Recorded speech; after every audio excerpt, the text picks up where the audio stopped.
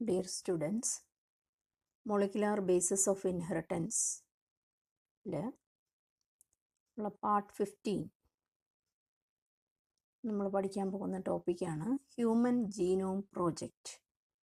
അതിൻ്റെ goals and methodologies. Human genome project എന്നുള്ളതാണ് ഈ വീഡിയോയിൽ നമ്മൾ പഠിക്കുന്നത്. എന്താണ് ഹ്യൂമൻ ജീനോം പ്രോജക്റ്റ്? നിങ്ങൾ പ്രോജക്റ്റ് എന്ന് കേട്ടിട്ടുണ്ട് അല്ലേ? പലതരം പ്രോജക്റ്റ് നമ്മൾ പല കാര്യങ്ങൾക്ക് വേണ്ടി കണ്ടുപിടിക്കുകയും ഉണ്ടാക്കുകയും ഒക്കെ ചെയ്യാറുണ്ട്. അത് എൻ്റെ ടൈം എന്ന് പറയുന്നത് അത് ഒരാഴ്ചയ്ക്കുള്ളിൽ ചെയ്യുന്ന പ്രോജക്റ്റുകളുണ്ട്, ഒരു വർഷം കൊണ്ടെടുക്കുന്ന പ്രോജക്റ്റുകളുണ്ട്, പല വർഷങ്ങൾ വെച്ച് നമ്മൾ ടൈം എടുത്ത് ചെയ്യുന്ന പ്രോജക്റ്റുകൾ. അപ്പോൾ ഈ ഒരു പ്രോജക്റ്റിൻ്റെ പ്രത്യേകത എന്ന് പറഞ്ഞാൽ ഇത് ഒരു ഇൻ്റർനാഷണൽ പ്രോജക്റ്റാണ്. എന്തിനെന്ന് വെച്ചാൽ ഹ്യൂമൻ ജീനോം സീക്വൻസ് ചെയ്യാൻ വേണ്ടി ഹ്യൂമൻ ബീയിങ്ങിൻ്റെ ജീനോം എന്ന് പറഞ്ഞാൽ ജനറ്റിക് മെറ്റീരിയലിനെ കുറിച്ച്, അതിൻ്റെ അകത്തെ ബേസുകളെ ഏതൊക്കെയാണെന്ന് കണ്ടുപിടിക്കുന്ന ഒരു പ്രോജക്റ്റാണ്. അത് സീക്വൻസ് ചെയ്യുക എന്ന് പറഞ്ഞാൽ ഓർഡറിൽ അഡിനിൻ, ഗ്വാനിൻ, സൈറ്റോസിൻ, തൈമിൻ പോലുള്ള നൈട്രജൻ ബേസുകൾ അല്ലെ ന്യൂക്ലിയോടൈഡ്സ് എങ്ങനെയാണ് അറേഞ്ച് ചെയ്തിരിക്കുന്നത് എന്ന് കണ്ടുപിടിച്ച ഒരു പ്രോജക്റ്റാണ് ഹ്യൂമൻ ജീനോം പ്രോജക്റ്റ് അല്ലെ HGP എന്ന് പറയുന്നത്. അപ്പോൾ ഇതൊരു 13 വർഷം എടുത്ത ഒരു പ്രോജക്റ്റ്, 13-year പ്രോജക്റ്റാണ്. അത് സ്റ്റാർട്ട് ചെയ്തത് was launched on October 1st, 1990. 1990 തുടങ്ങുകയും 2003 അവസാനിക്കുകയും ചെയ്ത ഒരു പ്രോജക്റ്റ്. അങ്ങനെ 13 വർഷം എടുത്ത ഒരു പ്രോജക്റ്റാണ് ഹ്യൂമൻ ജീനോം പ്രോജക്റ്റ്. അപ്പോൾ ഇതിൻ്റെ പ്രത്യേകതകൾ എന്താണെന്നും അതിൻ്റെ ഗോൾസ് എന്താണെന്നും ഇതെങ്ങനെയാണ് നടത്തിയെന്നും ഒക്കെയുള്ള കാര്യങ്ങളാണ് നമ്മൾ ഇവിടെ പഠിക്കാൻ പോകുന്നത്. അപ്പോൾ അതിന് മുന്നേ ഹ്യൂമൻ ജീനോമിനെ കുറിച്ച് പറയുമ്പോൾ നമുക്കറിയാം, ദ ഹോൾ ജനറ്റിക് മെറ്റീരിയലിനെയാണ് നമ്മൾ, അല്ലെങ്കിൽ ഒരാളുടെ ജീനിൽ അല്ലെങ്കിൽ ഒരു സെല്ലിലുള്ള എത്രത്തോളം ജീനുകളുണ്ട് അല്ലെങ്കിൽ എത്ര ന്യൂക്ലിയോടൈഡ്സ് ഉണ്ട്, അവരെയെല്ലാം സീക്വൻസ് ചെയ്യുന്നത് എങ്ങനെ എന്നുള്ളതാണ് നമ്മൾ ഈ പ്രോജക്റ്റ് വഴി ചെയ്തിരിക്കുന്നത്. അതായത് genetic makeup of an organism or an individual lies in the DNA sequence. നമുക്കറിയാം, നമ്മൾ നേരത്തെ ഉള്ള പാഠഭാഗത്ത് പഠിച്ചിരുന്ന കാര്യങ്ങളെന്ന് പറയുന്നത് DNA-യിലാണ് ജീനുകൾ ഇരിക്കുന്നത് അല്ലേ? എന്താണ് ജീൻ എന്നൊക്കെ നമ്മൾ പഠിച്ചു കഴിഞ്ഞു. അതായത് ഈ DNA-യിൽ ഇരിക്കുന്ന ഇൻഫോർമേഷൻ എന്ന് പറയുന്നത് ഏത് രൂപത്തിലാണ് ഇരിക്കുന്നത്? നൈട്രജൻ ബേസുകളുടെ സീക്വൻസിൽ അഡിനിൻ, ഗ്വാനിൻ, സൈറ്റോസിൻ എന്ന രൂപത്തിൽ അടുക്കിയാണ് പല സീക്വൻസുകളിലാണ്, ഓർഡറിലാണ് ഈ DNA-യിൽ ഈ സീക്വൻസുകളൊക്കെ ഇരിക്കുന്നത്, ജനിതക കോഡുകൾ ഇരിക്കുന്നതെന്ന് നമ്മൾ പഠിച്ചു. ആ ജനിതക കോഡുകൾക്കനുസരിച്ചാണ് ഏതു തരം പ്രോട്ടീനുകൾ നിർമ്മിക്കണം അല്ലേ എന്നൊക്കെ ഉള്ളത് നമ്മൾ പഠിച്ചു കഴിഞ്ഞു. അപ്പോൾ ആ പ്രോട്ടീനനുസരിച്ചാണ് നമ്മുടെ ശരീരത്തിലെ പല പ്രവർത്തനങ്ങളും നടക്കുന്നത്. ആ പ്രോട്ടീൻസ് ചിലത് എൻസൈംസ് ആവും, ചിലത് സ്ട്രക്ചറൽ പ്രോട്ടീനുകളാകുന്നു അല്ലേ? അപ്പോൾ മുക്കാലും കാര്യങ്ങളെല്ലാം നടക്കുന്നത് ഈ പ്രോട്ടീൻസിൻ്റെ ഫലമായിട്ടാണ്. ഇപ്പോൾ ഒരു കുഞ്ഞ് വളർന്നു വരുമ്പോൾ തന്നെ നമുക്കറിയാം ആ ആളുടെ ജീനുകളിൽ ഉണ്ടായിരിക്കുന്ന സീക്വൻസിനനുസരിച്ചാണ് അവരുടെ ശരീരത്തിൻ്റെ പ്രവർത്തനങ്ങളെല്ലാം തന്നെ നടക്കുന്നത്. അപ്പം നമ്മൾ DNA-യിൽ ഇരിക്കുന്ന ഇൻഫർമേഷൻ RNA-യിലേക്ക് പോകുന്നു. ആ RNA എന്ത് ചെയ്യുന്നു? ട്രാൻസ്ലേഷന് വേണ്ടി പ്രവർത്തിക്കുന്നു അല്ലേ? അങ്ങനെ പ്രവർത്തിക്കുകയും പലതരം പ്രോട്ടീനുകൾ ഉണ്ടാകുന്ന കാര്യമൊക്കെ നമ്മൾ പഠിച്ചു കഴിഞ്ഞു. അപ്പോൾ ഇവിടെ ഈ DNA സീക്വൻസിനനുസരിച്ചാണ് ഒരു ഓർഗാനിസത്തിൻ്റെ ജനിതക ഘടന ഇരിക്കുന്നത്, ജനറ്റിക് ഓർഡർ, അതിൻ്റെ സീക്വൻസ് ഇരിക്കുന്നത്. The genetic makeup of an organism or an individual lies in the DNA sequence. ഇതിൻ്റെ അകത്ത് സീക്വൻസിനനുസരിച്ചാണ് ജനിതക ഘടന എന്ന് പറയുന്നത്. ഒരാളുടെ ജനിതക ഘടന എന്ന് പറയുന്നത് DNA-യിലുള്ള സീക്വൻസ് ആണ് എന്ന് നമ്മൾ പറയുന്നു. ഇനി ഇപ്പം നമ്മൾ 2 ഇൻഡിവിജ്വൽസിനെ എടുക്കുകയാണെങ്കിൽ, ഇഫ് 2 ഇൻഡിവിജ്വൽസ് ഡിഫർ, നമുക്കറിയാം ഓരോ ആളും ഡിഫർ ചെയ്യുന്നുണ്ട് അല്ലേ? മറ്റൊരാളുമായിട്ട് ഒത്തിരി ഡിഫറൻസ് ഉള്ളവരും ഉണ്ട് അല്ലേ? എല്ലാവരും ഒരു സ്ട്രക്ചറലി എല്ലാം ഒരുപോലെ ആണെങ്കിലും പല രീതിയിലുള്ള ഡിഫറൻസ് നമുക്ക് ആളുകൾ തമ്മിൽ കാണാൻ കഴിയും. If two individuals differ then their DNA sequence should be different. അല്ലേ, അവരുടെ DNA സീക്വൻസിലും ചില വ്യത്യാസങ്ങളുണ്ടാവും. At least at some places. അപ്പം നമ്മൾ ഹോൾ DNA എടുത്ത് നോക്കിയാൽ ഈ ആളുടെ DNAയും ഈ ആളുടെ DNAയും ഏകദേശം ഒരുപോലെ തന്നെയാണ്. പക്ഷേ ദർ ആർ സം ഡിഫറൻസ്. ചില ഭാഗത്ത് ഈ DNA സീക്വൻസുകളിൽ ഡിഫറൻസ് ഉണ്ട്. ആ ഡിഫറൻസ് കൊണ്ടാണ് ഒരാൾ മറ്റേ ആളുമായിട്ട് ഉള്ള ഡിഫറൻസ് നമുക്ക് കാണാൻ കഴിയുന്നത്. ഒരാളുടെ ഡിഫറൻസ് നമുക്ക് വേറൊരാളിലും വേറൊരു രീതിയിലായിരിക്കും ആ പ്രത്യേകതകളോ, അല്ലേ, ഈ ആളിൽ കാണുന്ന പ്രത്യേകതകൾ ഈ ആളിൽ കാണത്തില്ല. അപ്പോൾ അതിൻ്റെ ഒരു കാരണം എന്ന് പറയുന്നത് ഈ DNA സീക്വൻസിലുള്ള ചെറിയ ഡിഫറൻസുകൾ ആണ് എന്നാണ് നമ്മൾ പഠിക്കാൻ പോകുന്നത്. ഇനി അപ്പോൾ ഈ ഡിഫറൻസിനെ കുറിച്ചാണ്, ഈ ഡിഫറൻസ് വെച്ചാണ് നമ്മൾ എന്താണ് ഒരു ഹ്യൂമൻ ജനറ്റിക് മെറ്റീരിയലിൻ്റെ അകത്തുള്ള കാര്യങ്ങൾ, അല്ലെ ആ സീക്വൻസ് എന്താണെന്നുള്ളതാണ് ഹ്യൂമൻ ജീനോം പ്രോജക്റ്റിൽ നമ്മൾ പഠിക്കുന്നത്. These assumptions led to the search of finding out the complete DNA sequence of human genome. ഒരു ഹ്യൂമൻ ബീയിങ്ങിൻ്റെ ജീനോം എന്ന് പറഞ്ഞാൽ ദ ഹോൾ ജനറ്റിക് മെറ്റീരിയൽ, അല്ലേ, ആ ഹോൾ DNAയിൽ എന്തൊക്കെയാണ് ഇരിക്കുന്നത്, അതിനെ എങ്ങനെ സീക്വൻസ് ചെയ്യാമെന്നുള്ളതാണ് ഈ ഹ്യൂമൻ ജീനോം പ്രോജക്റ്റിലേക്ക് നയിച്ചത്. അതായത് ഒരു ഒരു പേഴ്സണിലുള്ള ആ ഒരു എന്താ പറയുന്നത് ജനറ്റിക് മെറ്റീരിയൽ എങ്ങനെയാണ് ഇരിക്കുന്നത്, അതിൻ്റെ ഘടന എങ്ങനെയാണ് എന്നൊക്കെ ഉള്ള കാര്യങ്ങൾ നമ്മൾ പഠിക്കാനാണ് ഈ ഹ്യൂമൻ ജീനോം പ്രോജക്റ്റ് ചെയ്തിരിക്കുന്നത്. അപ്പോൾ ആ സീക്വൻസുകൾ കണ്ടുപിടിക്കുകയാണ്. ഇനി എങ്ങനെയാണ് ആ സീക്വൻസുകളുടെ നമ്മൾ കണ്ടുപിടിക്കുന്നതെന്നും അതുകൊണ്ട് കണ്ടുപിടിക്കുന്നത് കൊണ്ടുള്ള നേട്ടം എന്താണെന്നും ഒക്കെയാണ് ഇവിടെ പഠിക്കുന്നത്. With the establishment of genetic engineering technique it was possible to isolate and clone any piece of DNA. ഇപ്പം നമ്മൾ ജനിതക എഞ്ചിനീയറിംഗ് ഒക്കെ നിങ്ങൾ പഠിക്കുന്നുണ്ട്. ജനറ്റിക് എഞ്ചിനീയറിംഗിൽ നമുക്ക് എല്ലാ ഹോൾ ജീനോമിനെ കുറിച്ച് അറിയാമെങ്കിൽ, ഈ സീക്വൻസുകളെ കുറിച്ച് അറിയാം, ഇവിടെയൊക്കെ ഏതൊക്കെ ജീനുകൾ ഇരിപ്പുണ്ടെന്നൊക്കെ അറിയാമെങ്കിൽ, നമ്മൾ ജനറ്റിക് എഞ്ചിനീയറിംഗ് എന്ന് പറയുന്ന ഒരു ശാസ്ത്രശാഖ വളർന്നിട്ടുണ്ട്, അല്ലേ. അതിൽ വഴി നമുക്ക് ഏതെങ്കിലും ഒരു പർട്ടിക്കുലർ ജീനിനെ ഐസൊലേറ്റ് ചെയ്തെടുക്കാനും, അല്ലേ, വേർപ്പെടുത്തി എടുക്കാനും, അതുപോലെ അതിനെ ക്ലോൺ ചെയ്യാനും ഒക്കെ ധാരാളം ടെക്നിക്കുകൾ ഇപ്പം ജനിതക എഞ്ചിനീയറിംഗിൽ വന്നിട്ടുണ്ട്. അപ്പോൾ അങ്ങനെയുള്ള പഠനങ്ങളുടെ ഫലമായിട്ട് നമുക്ക് എന്ത് ചെയ്യാൻ പറ്റുമെന്നാണ് പറഞ്ഞത്, ഇതെല്ലാം മനസ്സിലാക്കാൻ പറ്റും. ഈ ഏതൊക്കെ DNAയിലുള്ള സീക്വൻസുകൾ ഏതൊക്കെയാണെന്നും ഏതൊക്കെ ജീനുകളാണെന്നും എന്തിനൊക്കെയുള്ള ജീനുകളാണെന്നും ഒക്കെ ഉള്ളത് ഈ സീക്വൻസിങ് വഴി പഠിക്കാൻ പറ്റും. With the establishment of genetic engineering technique it was possible to isolate and clone any piece of DNA. Availability of simple and fast technique for determining the DNA sequences, a very ambitious project of sequencing human genome was launched in the year 1990. അപ്പോൾ ഈ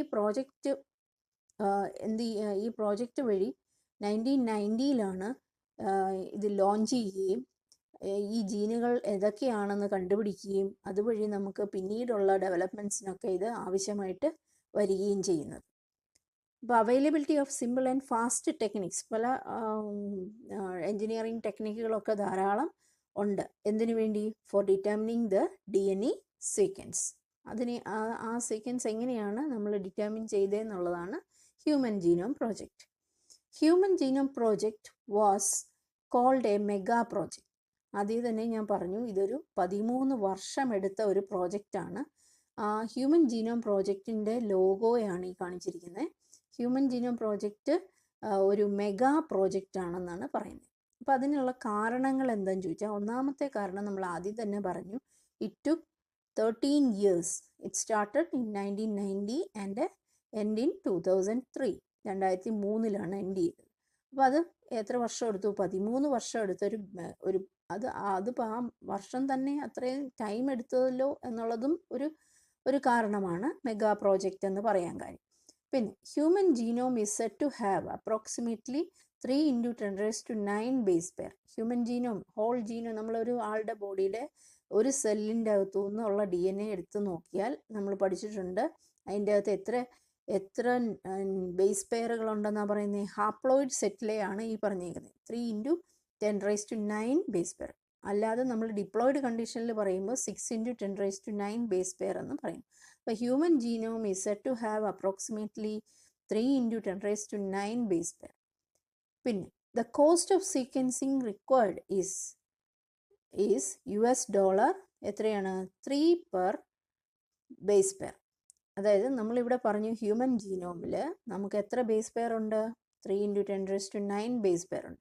അപ്പോൾ ഈ പ്രോജക്റ്റിൽ ഒരു base pair കണ്ടുപിടിക്കാനും അത് sequence ചെയ്ത് എഴുതി വെക്കാനും ഒക്കെ എടുത്ത കോസ്റ്റ്, അതിൻ്റെ തുക എന്ന് പറയുന്നത്, ഒരു ബേസ് പെയർ കണ്ടുപിടിക്കാൻ വേണ്ടി എടുത്ത തുക എന്ന് പറയുന്നത് $3 ആവശ്യമായിട്ട് വന്നു.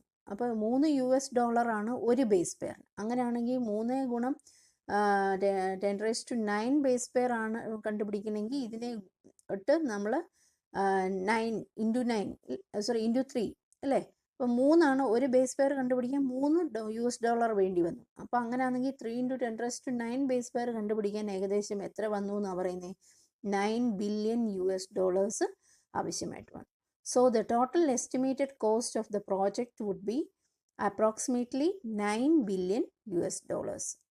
ഇത് ഈ 3 കാരണങ്ങൾ കൊണ്ട് ആണ് ഹ്യൂമൻ ജീനോം പ്രോജക്റ്റ് ഒരു മെഗാ പ്രോജക്റ്റ് എന്ന് വിളിക്കാൻ കാരണം. അപ്പോൾ നമ്മളോട് ക്വസ്റ്റ്യൻ പരീക്ഷയ്ക്ക് ചോദിക്കാം, human genome project called a mega project why എന്ന് ചോദിച്ചാൽ നമ്മൾ ഈ കാര്യങ്ങൾ വേണം എഴുതാൻ.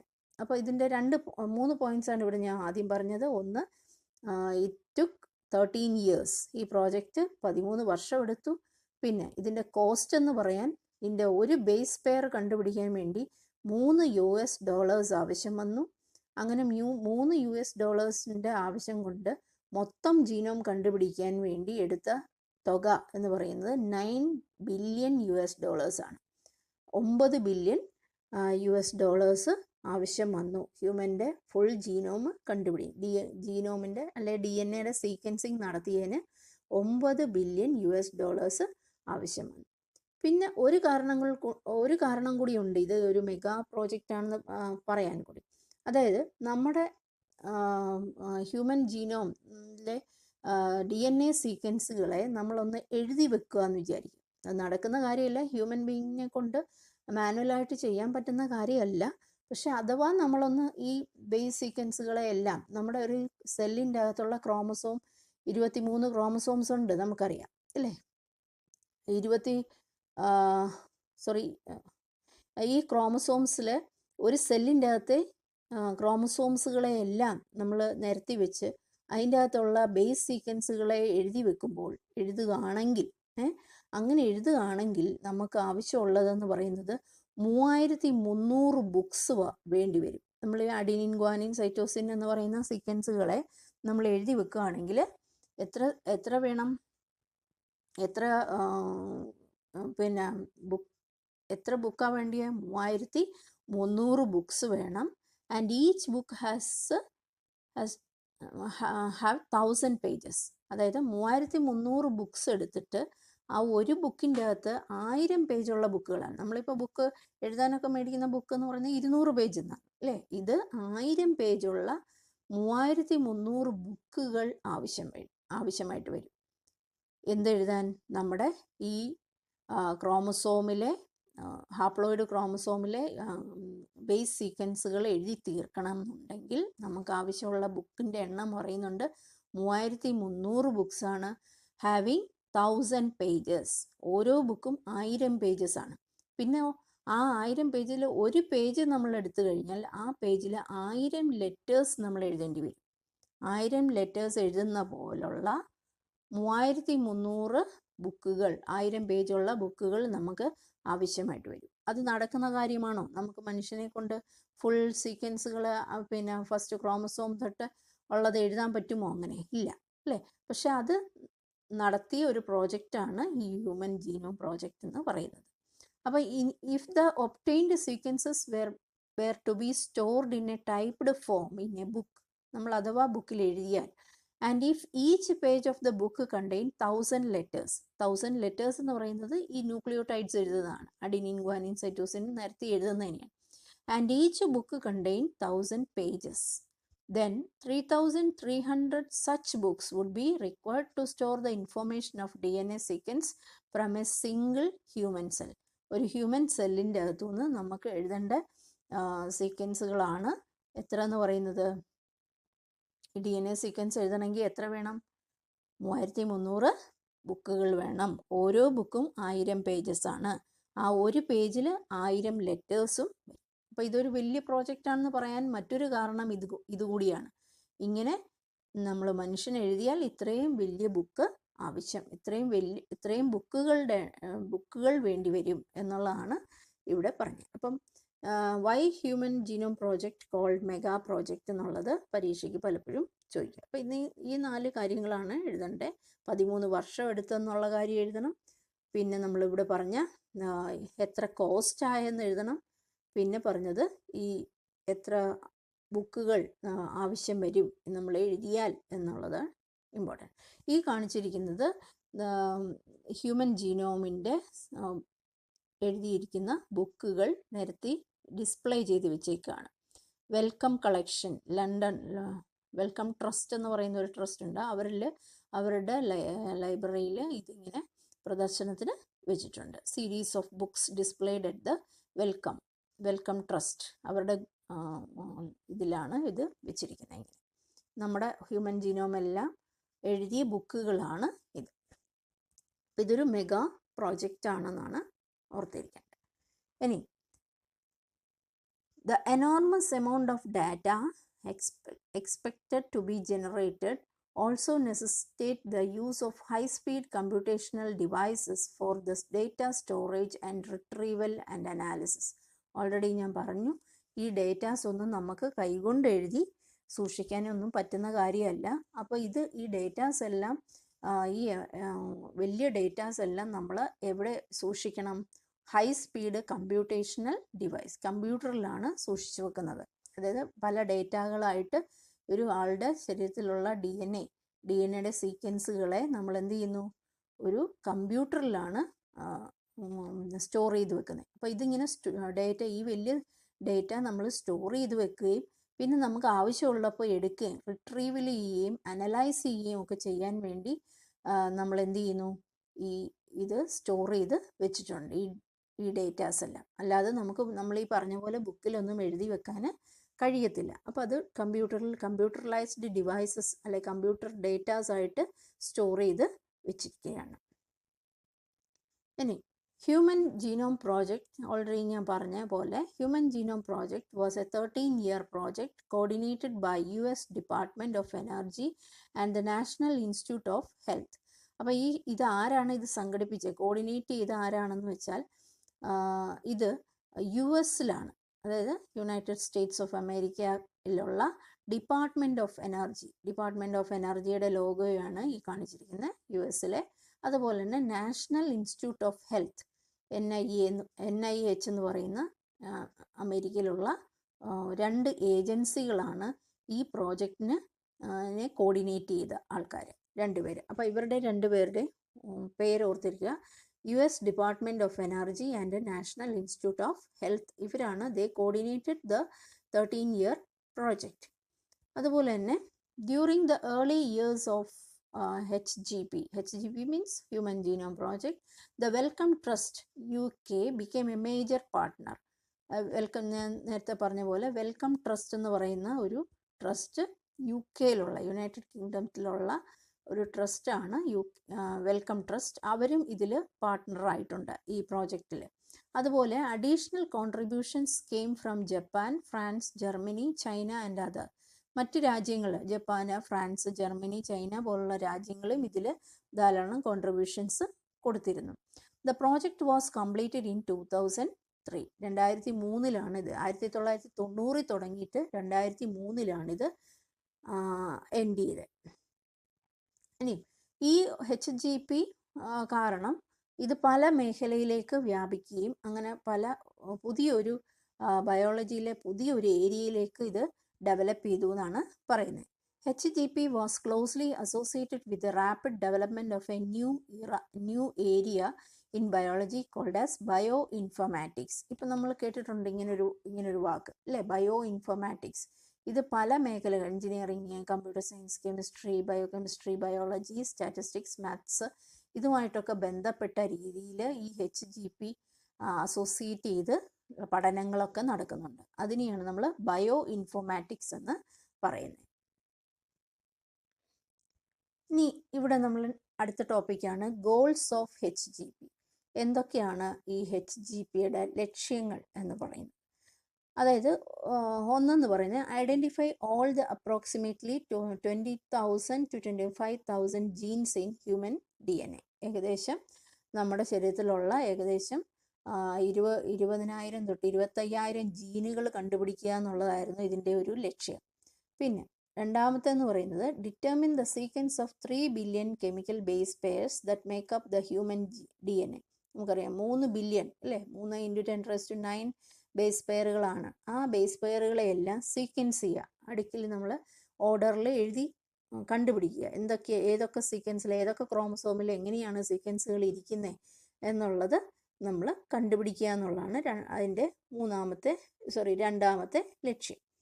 അടുത്ത ലക്ഷ്യം എന്ന് പറയുന്നത് ഈ കിട്ടിയ informations store this information in databases. അതായത് നമ്മൾ ഈ കിട്ടുന്ന ഡേറ്റകളെല്ലാം സ്റ്റോർ ചെയ്ത് വെക്കണം. അല്ലാതെ കണ്ടുപിടിച്ച് വെറുതെ കളയുകയല്ല, അത് നമ്മൾ സ്റ്റോർ ചെയ്ത് വെക്കുകയും അത് പിന്നീട് നമ്മൾ ആർക്കെങ്കിലും പഠിക്കണം എന്നുണ്ടെങ്കിൽ അല്ലെ മനസ്സിലാക്കണം എന്നുണ്ടെങ്കിൽ ഇപ്പോൾ ഏതെങ്കിലും ഒരു ക്രോമസോം 1-ലെ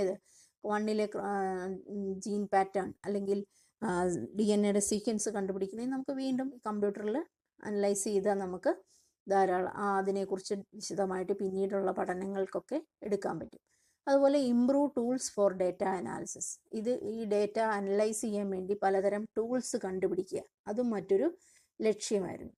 പിന്നെ അതുപോലെ transfer related technologies to other sectors such as ഇൻഡസ്ട്രീസിലൊക്കെ നമുക്ക് ഇപ്പം എന്തെങ്കിലും പഠനങ്ങൾ നടത്തുക, അല്ലെങ്കിൽ ഇതിൻ്റെ പ്രയോജനം HGP അതായത് ഹ്യൂമൻ ജീനോം മറ്റ് ഇൻഡസ്ട്രി, മെഡിക്കൽ ഫീൽഡ് അങ്ങനെയുള്ളമായിട്ട് റിലേറ്റ് ചെയ്ത് പഠിക്കുക, അല്ലെങ്കിൽ അതിൽ നിന്ന് നേട്ടങ്ങൾ ഉണ്ടാക്കുക എന്നുള്ള കാര്യങ്ങൾ കൂടി ഇത് ഉപയോഗിക്കപ്പെടുന്ന കാര്യങ്ങളെക്കുറിച്ചും ചിന്തിക്കുന്നത് ഇവരുടെ ഒരു ലക്ഷ്യമാണ്. Transfer related technologies to other sectors such as industry. ഇപ്പം മറ്റുള്ള ജീവികളുടെ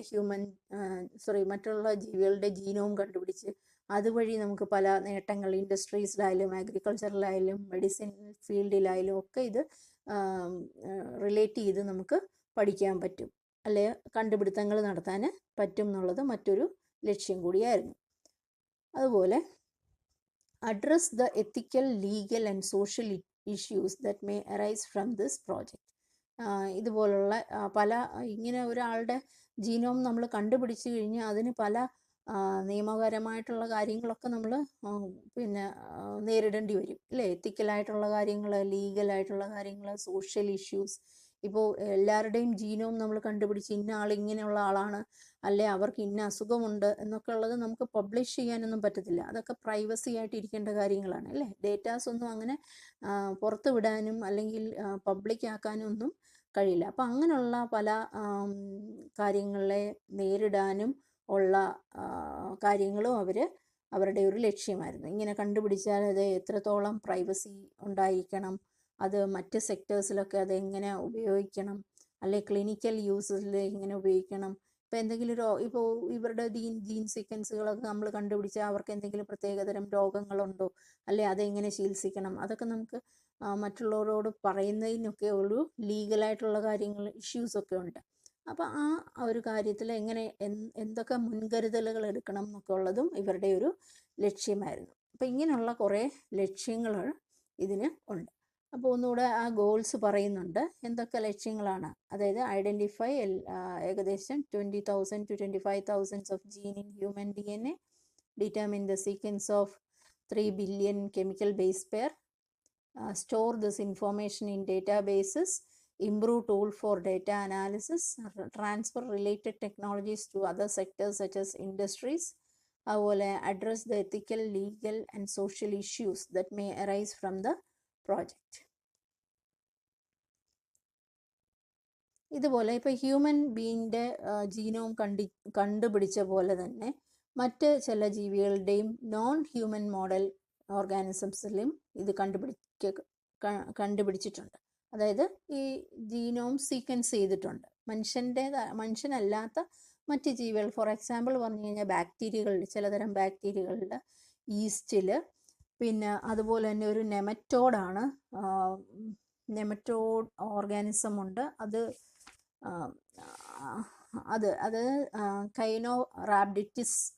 കൈനോറാബ്ഡിറ്റിസ് എലിഗൻസ് എന്ന് പറയുന്ന ഒരു നെമറ്റോഡ് എന്ന് പറയുന്നത് ഏതാണ്? ആഷ് ഹെൽമന്തസിൻ്റെ അകത്ത് വരുന്ന ഒരു ജീവിയാണ്. അതുപോലെ ഡ്രോസോഫില്ല നമ്മൾ പഠിച്ചിട്ടുണ്ട്, ഫ്രൂട്ട് ഫ്ലൈ. അതുപോലെ ചില ചെടികളിലും റൈസ്, അറാബിഡോപ്സിസ് എന്ന് പറയുന്ന മറ്റൊരു ചെടിയിലും ഒക്കെ ഇത് എന്ത് നടത്തിയിട്ടുണ്ട്? DNA സീക്വൻസിങ് നടത്തിയിട്ടുണ്ട്. ഇതൊക്കെ പല ഉപയോഗങ്ങൾക്കൊക്കെ മറ്റ് ഉപയോഗങ്ങൾക്ക് വേണ്ടിയൊക്കെയാണ് ഇങ്ങനെയുള്ള ജീവികളുടെയൊക്കെ സീക്വൻസുകൾ കണ്ടുപിടിച്ചത്.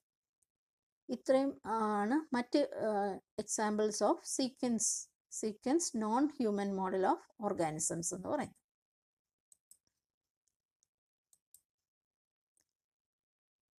നെക്സ്റ്റ് നമുക്ക് പഠിക്കാനുള്ള ഹ്യൂമൻ ജീനോം പ്രോജക്റ്റ് എങ്ങനെ നടത്തി, അതിൻ്റെ മെത്തഡ്സ് ആണ് പറയുന്നത്. മെത്തഡോളജീസ് എന്ന് പറയും. What are the 2 methodologies for human genome project? ഇത് ഇമ്പോർട്ടൻ്റ് ആയിട്ടുള്ള ഒരു കാര്യമാണ്. എന്ത് മെത്തേഡ് വഴിയാണ് ഈ ഹ്യൂമൻ ജീനോം കണ്ടുപിടിച്ചത്? ഒന്നാമത്തതാണ് എക്സ്പ്രസ്ഡ് സീക്വൻസ് ടാഗ്സ് എന്ന് പറയുന്നത്. രണ്ടാമത്തത് സീക്വൻസ് അനോട്ടേഷൻ. ഈ 2 വാക്കുകൾ നിങ്ങൾ പഠിച്ചു വെച്ചേക്കണം. ചിലപ്പം 1 മാർക്ക് ക്വസ്റ്റ്യൻ ആയിട്ട് ചോദിക്കാം. What are the methodologies of human genome project? അപ്പോൾ ഇങ്ങനെ എഴുതിയാൽ മതി, എക്സ്പ്രസ്ഡ് സീക്വൻസ് ടാഗ് എന്നും സീക്വൻസ് അനോട്ടേഷൻ എന്നും. ഇനി എന്താണ് ഇത് എന്നുള്ളത് പറയാം. എക്സ്പ്രസ്ഡ് സീക്വൻസ് ടാഗ് എന്ന് പറഞ്ഞാൽ this method focused on identifying all the genes expressed as RNA, referred to as expressed sequence tags എന്നാണ് ഇവരെ പറയുന്നത്. അതായത് നമ്മൾ DNA പഠനപ്പോൾ പറഞ്ഞിരുന്നു, അതായത് കോഡിംഗ് സീക്വൻസുകളും നോൺ കോഡിംഗ് സീക്വൻസുകളും ഉണ്ടെന്ന് പറഞ്ഞു അല്ലേ. കോഡിംഗ് സീക്വൻസുകളെ എക്സോൺസ് എന്നും നോൺ കോഡിംഗ് സീക്വൻസുകളെ ഇൻട്രോൺസ് എന്നും ഒക്കെ നമ്മൾ പറഞ്ഞിരുന്നു. അപ്പോൾ ഒരു DNA എടുക്കുമ്പോൾ ആ DNAയിലെ നമ്മൾ എക്സോണുകളെ മാത്രം കോഡ് ചെയ്യുന്നു, അല്ലെ എക്സോണുകളെ മാത്രം സീക്വൻസ് ചെയ്യുന്നു, കണ്ടുപിടിക്കുന്നു. ആ ജീനുകൾ ഏതൊക്കെയാണെന്നുള്ളത് കണ്ടുപിടിക്കും. അപ്പോൾ കോഡിംഗ് സീക്വൻസുകളിലുള്ള ജീനുകൾ മാത്രം നമ്മൾ ഫോക്കസ് ചെയ്ത് കണ്ടുപിടിക്കുന്ന ടെക്നിക്കിനെയാണ് എക്സ്പ്രസ്ഡ് സീക്വൻസ് ടാഗ് എന്ന് പറയുന്നത്. This method focused on identifying all the genes that expressed as RNA. RNA ആയിട്ട് എക്സ്പ്രസ് ചെയ്യുന്ന ഭാഗങ്ങൾ മാത്രം കണ്ടുപിടിക്കുന്ന ടെക്നിക്കിനെയാണ് നമ്മൾ എക്സ്പ്രസ്ഡ് സീക്വൻസ് ടാഗ് എന്ന് പറയുന്നത്. ഇനി രണ്ടാമത് സീക്വൻസ് അനോട്ടേഷൻ എന്ന് പറയുന്നത്. അവിടെ sequencing the whole set of genome that contained all the coding and non-coding sequence. അവിടെ അങ്ങനെ കോഡിംഗ് എന്ന് മാത്രമല്ല ഉദ്ദേശിക്കുന്നത്, നോൺ കോഡിംഗ് ഭാഗങ്ങളും കോഡിംഗ് ഭാഗങ്ങളും ഒന്നിച്ച് ഒരേപോലെ ഒരറ്റം തൊട്ട് അങ്ങേയറ്റം വരെ നമ്മൾ ചെയ്യുന്നതിനെയാണ്, കണ്ടുപിടിക്കുന്നതിനെയാണ് സീക്വൻസ് അനോട്ടേഷൻ എന്ന് പറയുന്നത്. sequencing the whole set of genome that contained all coding and non-coding sequence is referred to as sequence annotation എന്ന് പറയും. ഇനി ഈ മെത്തേഡിൽ എന്തൊക്കെയാണ് നമ്മൾ ചെയ്യുന്നത്? അപ്പോൾ ഈ 2 മെത്തേഡ് ഉണ്ടല്ലോ, ആ മെത്തേഡ് ഉപയോഗിച്ചാണ് നമ്മൾ ഈ ഹ്യൂമൻ ജീനോം കണ്ടുപിടിച്ചത്. അതിൻ്റെ അകത്തെ എന്തൊക്കെ ടെക്നിക്ക് ഉപയോഗിച്ചാണെന്നുള്ളതാണ് ഇവിടെ പറയുന്നത്. ഫോർ സീക്വൻസിങ്, ഒരു സെല്ലിൻ്റെ അകത്തെ DNA സീക്വൻസ് ചെയ്യാൻ വേണ്ടി the total DNA from the cell is isolated. ഒരു DNA ഒരു സെല്ലിൻ്റെ അകത്തുനിന്ന് DNA മൊത്തം വേർതിരിച്ച് പുറത്തെടുക്കും അല്ലേ. And converted into random fragments of relatively smaller size. ഇപ്പോൾ DNA സെല്ലിൻ്റെ ഒരാളുടെ ബോഡിയുടെ ജീനോം കണ്ടുപിടിക്കുന്ന എല്ലാ സെല്ലും കൂടെ എടുത്ത് വെച്ച് പരിശോധിക്കേണ്ട കാര്യമില്ല. അവരുടെ എല്ലാ സെല്ലും ഒരുപോലെ ആയിരിക്കും അല്ലേ. അപ്പോൾ ആ സെല്ലിൻ്റെ അകത്ത് ഒരു സെല്ലെടുത്തിട്ട് ആ ഒരു സെല്ലിൻ്റെ അകത്തെ DNA ഐസൊലേറ്റ് ചെയ്തിടുക, വേർപ്പെടുത്തിയെടുക്കുക. ആ വേർപ്പെടുത്തിയെടുത്ത ഇത് ക്രോമസോം, അതായത് ജനറ്റിക് മെറ്റീരിയൽ ആണല്ലോ ക്രോമസോം DNA ആയിട്ടിരിക്കുന്നത്. അതിനെ എടുത്തിട്ട് അതിനെ മുറിച്ച് ഫ്രാഗ്മെൻറ്റ്സ് ആക്കുക എന്നുള്ളതാണ് ഫസ്റ്റ് സ്റ്റെപ്പ് ചെയ്യുന്നത്. അപ്പോൾ ടോട്ടൽ DNA ഒരു സെല്ലിൽ നിന്ന് ഐസൊലേറ്റ് ചെയ്യുക, അതിനെ പല ഫ്രാഗ്മെൻറ്റുകളാക്കി മാറ്റുക. അതൊക്കെ നമ്മൾ കൈകൊണ്ടാണോ ചെയ്യുന്നത്? അല്ല, ഇതിനൊക്കെ എൻസൈമുകളൊക്കെ ഉണ്ട്. റെസ്ട്രിക്ഷൻ എൻഡോന്യൂക്ലിയസ് എന്ന് പറയുന്ന എൻസൈമുകളുടെയൊക്കെ സഹായത്താലാണ് ഈ ഓരോ സ്റ്റെപ്പ് ഓഫ് സ്റ്റെപ്പുകളെല്ലാം ചെയ്യുന്നത്. ഇനി രണ്ടാമതെന്ന് പറയുന്നത് ഈ മുറിച്ച ഇതാണ് കാണിച്ചത്, cell with DNA containing gene of interest. നമുക്ക് വേണ്ട ജീൻ ഉള്ള ഭാഗം നമ്മൾ മുറിച്ച് ഇടുന്നു അല്ലേ. ക്രോമസോംസ് എടുത്തിട്ട് ആ ക്രോമസോം മെറ്റീരിയൽ എല്ലാം മുറിച്ചിടുന്നു. ആ മുറിഞ്ഞ കഷ്ണങ്ങളാണ് ഇത്. അപ്പോൾ ഇത് വെച്ചിട്ടാണ് നമ്മൾ ഇതിനെ എന്ത് ചെയ്യാൻ പോകുന്നു, ഈ പീസുകളെ വെച്ച് നമ്മൾ ക്ലോൺ ചെയ്യുകയാണ്. ക്ലോണിങ് നിങ്ങൾ പഠിക്കുന്നുണ്ട്, ബയോടെക്നോളജിയിലൊക്കെ പഠിക്കുന്നു ക്ലോണിങ് അല്ലേ. അപ്പോൾ ക്ലോണിങ് ചെയ്യാൻ വേണ്ടി നമ്മൾ ഉപയോഗിക്കുന്നത് ഈ കോളൈ ബാക്ടീരിയ നമുക്കറിയാം അല്ലേ. പ്ലാസ്മിഡ് DNA ഉള്ളതുമായിട്ടും അറിയാം. ബാക്ടീരിയത്തിൻ്റെ അകത്ത് സാധാരണ ഒരു ജീനോം ഉണ്ട്, ജീനോമിക് DNA ഉണ്ട്. അതുകൂടാതെ സർക്കുലർ DNA എന്ന് പറയുന്ന ഒരു DNA നിങ്ങൾ പഠിച്ച് കാണും. അതിനെ പ്ലാസ്മിഡ് DNA എന്ന് പറയും. ആ പ്ലാസ്മിഡ് DNA നമ്മൾ അതിൽ നിന്ന് വേർതിരിച്ചെടുത്തിട്ട് ഇല്ലേ, അവിടെ ഒരു കട്ടുണ്ടാക്കിയിട്ട് മുറിവുണ്ടാക്കി ഒരു കഷ്ണം മാറ്റിയിട്ട് ആ ഭാഗത്തേക്ക് ഈ നമ്മൾ ഇവിടുന്ന് മുറിച്ചെടുത്ത ഒരു DNA സെഗ്മെൻറ്റ് ഇവിടെ അറ്റാച്ച് ചെയ്യുന്നു. ഇതെല്ലാം നടക്കുന്ന ഓരോ തരം എൻസൈംസിൻ്റെ സഹായത്താലാണ് അല്ലേ. അതൊക്കെ നിങ്ങൾ ബയോടെക്നോളജിയിലൊക്കെ പഠിച്ചു കാണും. അപ്പം അങ്ങനെ ഇത് നമ്മുടെ ബോഡിയിൽ നിന്നെടുത്ത ഒരു സെഗ്മെൻ്റ് എടുത്ത് ഈ പ്ലാസ്മിഡ് DNAയിൽ അറ്റാച്ച് ചെയ്യുന്നു. Target combine target fragment and plasmid DNA രണ്ടും കൂടെ അറ്റാച്ച് ചെയ്യുന്നു. എന്നിട്ട് ഇതിനെ എന്ത് ചെയ്യുന്നു, അടുത്ത സ്റ്റെപ്പ് എന്ന് പറയുന്നത് എന്താ, ഈ ക്ലോൺ ചെയ്യാൻ വേണ്ടി ഒരു സ്യൂട്ടബിൾ വെക്റ്ററിലേക്ക് ഇട്ട് കൊടുക്കുന്നു അല്ലേ. അപ്പോൾ അങ്ങനെ നൗ ദ വെക്റ്റർ DNA ഇപ്പോൾ നമ്മളൊരു ബാക്ടീരിയൽ സെല്ല് എടുത്തിട്ട് ആ ബാക്ടീരിയൽ സെല്ലിൽ ഈ പ്ലാസ്മിഡ് DNA ഇട്ട് കൊടുക്കുമ്പോൾ എന്ത് സംഭവിക്കും, അവിടെ ഇതിൻ്റെ പല കോപ്പീസ് അവിടെ ഉണ്ടാവും അല്ലേ. ബാക്ടീരിയ മൾട്ടിപ്ലൈ ചെയ്യുന്നതോടും കൂടി ഈ പ്ലാസ്മിഡ് DNA മൾട്ടിപ്ലൈ ചെയ്തുകൊണ്ട് ഇരിക്കുക. അങ്ങനെ ധാരാളം കോപ്പീസ് ഓഫ് ഇങ്ങനത്തെ DNAs നമുക്ക് കിട്ടും. അപ്പോൾ അവിടെ നമ്മൾ ഇതിനെ ക്ലോൺസ് ഉണ്ടാക്കാൻ വേണ്ടി ഉപയോഗിക്കുന്നത് ഒരു ബാക്ടീരിയ ആണെങ്കിൽ ആ വെക്റ്ററിന് പറയുന്നതാണ് now this vector DNA is called as BAC, bacterial artificial chromosome എന്നാണ് പറയുന്നത്. ബാക്ടീരിയയിലെ ക്രോമസോംസ് ആണ് നമ്മളവിടെ ഉപയോഗിക്കുന്നത്.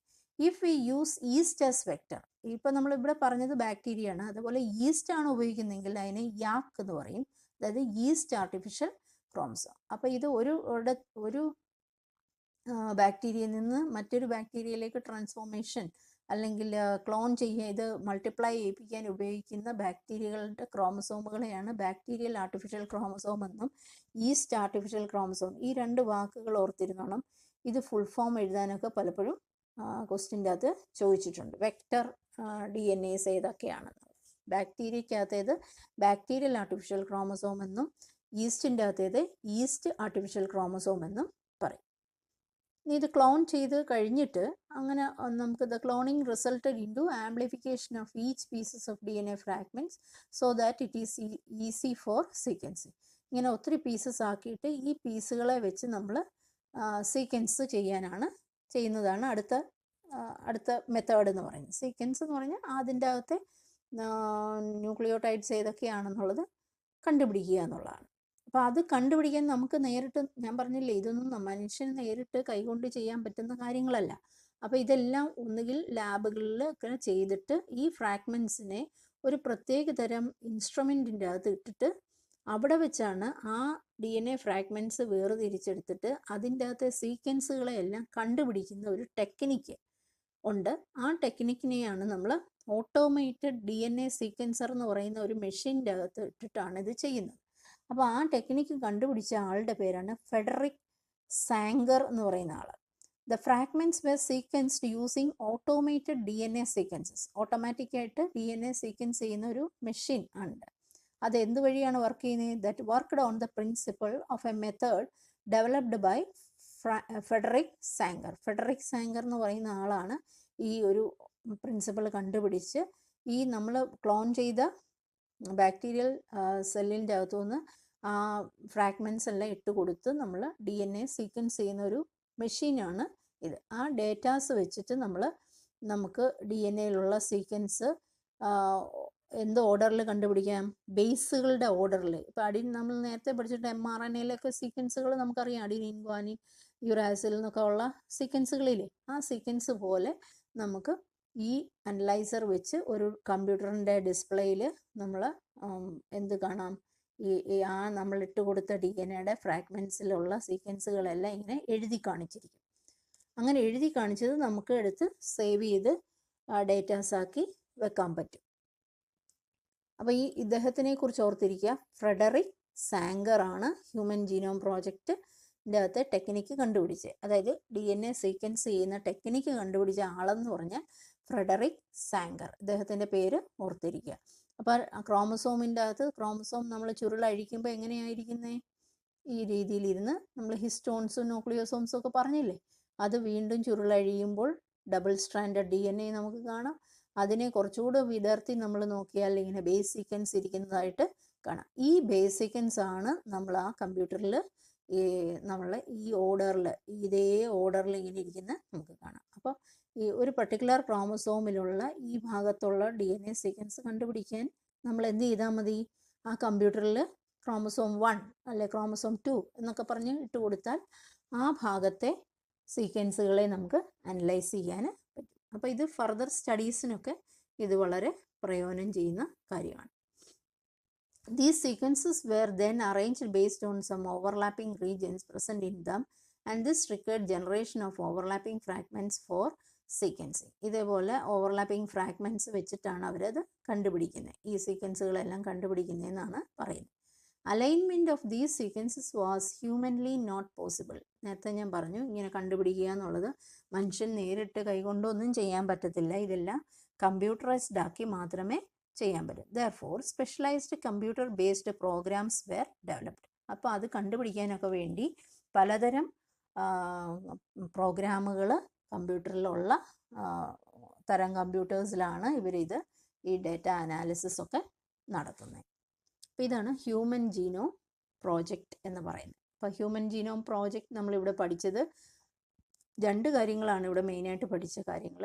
പരീക്ഷയ്ക്കൊക്കെ ചോദിക്കുന്ന 2 കാര്യങ്ങൾ, ഒന്ന് human genome project is A mega project എന്നുള്ളത് ചോദിക്കാം.